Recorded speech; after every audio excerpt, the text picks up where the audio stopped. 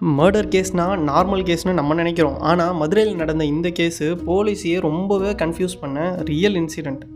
ஒரே பாடி, ஆனால் அதுக்கு 2 ஐடென்டிட்டி. 3 டிஸ்ட்ரிக்ட் போலீஸ் ஜாயின் ஆக வேண்டிய லெவலில் ஒரு ட்விஸ்ட்டு. இது ஃபேக் டெத்தா, இன்சூரன்ஸ் ஃப்ராடா, இல்லை ரியல் மர்டரா? இதுதான் இன்றைக்கி நம்ம பார்க்க போகிறோம். 2011 மதுரையில் ஒரு பாதி எரிக்கப்பட்ட ஒரு பாடி கிடச்சிருக்கு. ஃபேஸை பார்க்க முடியாத அளவுக்கு எரிஞ்சிருக்கு.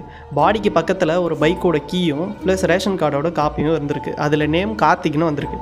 அவனோட ஃபேமிலியை கூப்பிட்டு கேட்டப்ப இது எங்கள் பையன்தான் சொல்லி கன்ஃபார்மும் பண்ணியிருக்காங்க. இந்த ட்ரெஸ்ஸு, இந்த கீ செயின், இந்த பைக்கு எல்லாமே எங்கள் பையன்தான், எங்கள் பையனை தான் யாரோ எரிச்சிருக்காங்கன்னு சொல்லியிருக்காங்க. போலீஸுமே அதை நம்பிட்டாங்க. ஆனால் போஸ்ட்மார்ட்டம் ரிப்போர்ட்டில் ஒரு ஷாக்கிங் டீட்டெயில் வந்திருக்கு. கார்த்திக்கு பாடியில் இருந்த ஓல்டு ஃப்ராக்சர் மார்க்ஸ் எதுவுமே இந்த டெட் பாடியில் இல்லை. அது மட்டும் இல்லாமல் அதோட ஹைட்டு, டோ ஸ்ட்ரக்சரு எதுவுமே மேட்ச் ஆகலை.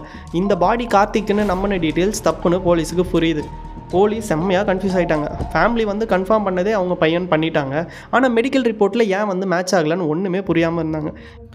இதுக்குள்ளே 3 நாட்களுக்கு அப்புறமா இந்த மர்டர் ஆன கார்த்திக்கு மொத்தமாக உயிரோட திருநெல்வேலியில் பார்த்துருக்காங்க. போலீஸ்க்கு என்ன இன்ஃபர்மேஷன் வந்திருக்குன்னா, கார்த்திக்கு உயிரோட தான் இருக்கான், ஒரு லாட்ஜிலேருந்து எஸ்கேப் ஆகி போயிட்டான்ற மாதிரி இன்ஃபர்மேஷன் வந்திருக்கு. இதில் இருக்க பிக் ட்விஸ்ட் இப்போ என்னென்னா, கார்த்திக் உயிரோட தான் இருக்கான். அப்போது இறந்து போன டெட் பாடி யாரோடது? போலீஸுக்குள்ளே செம்ம குழப்பம். போலீஸ் ஃபஸ்ட்டு என்ன நினச்சாங்க அப்படின்னா, கார்த்திக் ஏதாச்சும் கடன் வாங்கிட்டு நம்ம இறந்த மாதிரி ஒரு ஷோ காட்டிடலாம், அப்படி இல்லை இன்சூரன்ஸ் ஏதாச்சும் கிளியர் பண்ணுறதுக்காக இந்த மாதிரி காட்டிடலான்னு நினச்சிருக்காங்க. ஆனால் எல்லாமே செக் பண்ணி பார்த்தப்ப அப்படி எதுவுமே அவருக்கு கிடையாது. அதுக்கப்புறம் போலீஸ் கார்த்திகை பிடிச்சி என்கொயரி பண்ணுறாங்க. அவர் என்ன சொல்லியிருக்காருன்னா, ஐ எம் இன்னசென்ட், அந்த பாடி யாருன்னே எனக்கு தெரியாதுன்னு சொல்லியிருக்காங்க. ஆனால் கால் ரெக்கார்ட்ஸு, லாஸ்ட் லொக்கேஷன் டீட்டெயில்ஸு எல்லாமே அந்த க்ரைம் அந்த இடத்துக்கு பக்கத்துலேயே இவர் ட்ராக் பண்ணி காட்டியிருக்கு. என்கொயரியில் என்ன தெரிஞ்சிருக்குன்னா, கார்த்திக்கு அவரோட ஃப்ரெண்டு சூர்யா கூட ஏதோ சண்டை. சூர்யா எங்கன்னு விசாரிச்சப்போ சூர்யா 2 வாரமாக காணும். அப்புறம் போலீஸ் என்ன நினச்சிருக்காங்கன்னா, அப்போ எரிஞ்சு போன பாடி சூர்யாவோடது தான். டிஎன்ஏ டெஸ்டிங்க்கு சாம்பிள்ஸ் எல்லாம் எடுத்து கொடுத்துருக்காங்க. 2 வாரம் கழிச்சு தான் ரிசல்ட் வருது.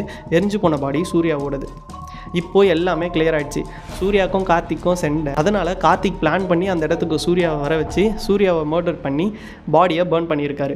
அதுக்கு பக்கத்தில் இவரோட ரேஷன் கார்டு காப்பியும் வச்சு பைக்கு, கீ எல்லாத்தையுமே வச்சு போலீஸையும் ஃபேமிலியும் கன்ஃபியூஸ் ஆக விட்டுருக்காரு. இந்த கேஸு சால்வ் ஆனதுக்கு மெயின் ரீசனே போஸ்ட்மார்ட்டம் ரிப்போர்ட்டு தான். கார்த்திக் உடம்புல இருந்த அந்த ஃப்ராக்சர் மட்டும் அந்த பாடி கூட மேட்ச் ஆகியிருந்ததுன்னா இந்த கேஸை கண்டே பிடிச்சிருக்க முடியாது. ஒரு சின்ன மிஸ்டேக்னால தலைவர் ஈஸியாக மாட்டிக்கிட்டார்.